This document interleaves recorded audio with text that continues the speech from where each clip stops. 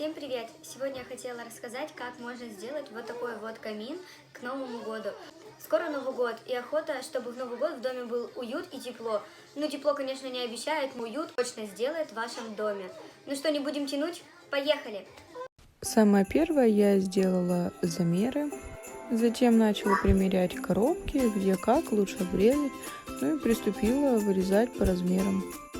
После этого я начала склеивать всю свою конструкцию и плюс к этому еще обклеивать его картоном, чтобы он был намного устойчивее, ну и плюс намного прочнее. После этого я начала обклеивать его газетами, все стыки, чтобы он был ровный, гладкий, готовя его к покраске. И давала ему высохнуть где-то около суток, чтобы потом его можно было покрасить. Советую вам найти побольше газет и не обклеивать, как я, и газетами, и бумагой. После этого я смешала две краски, белую и черную, и получился серый цвет, и покрасила его в серый, чтобы, клея белые кирпичи, казалось, что внутри затертые серые швы. И вот теперь я начала вырезать свои кирпичики.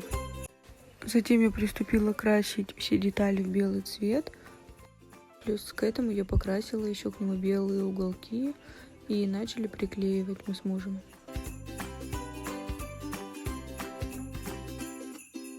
После высыхания я сняла весь скотч и приступила обклеивать свой камин кирпичиками. Я клеила кирпичики в шахматном порядке.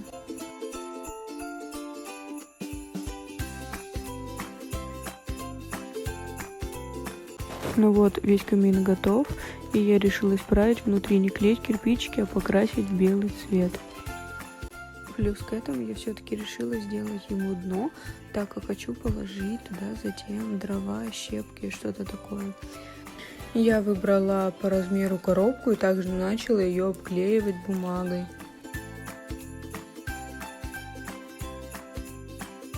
Вот так вот я решила вставить сюда дно. И сейчас его покрашу в белый цвет. И все готово. Мой камин готов. Осталось только украсить. Вот так он выглядит в полной готовности для украшения.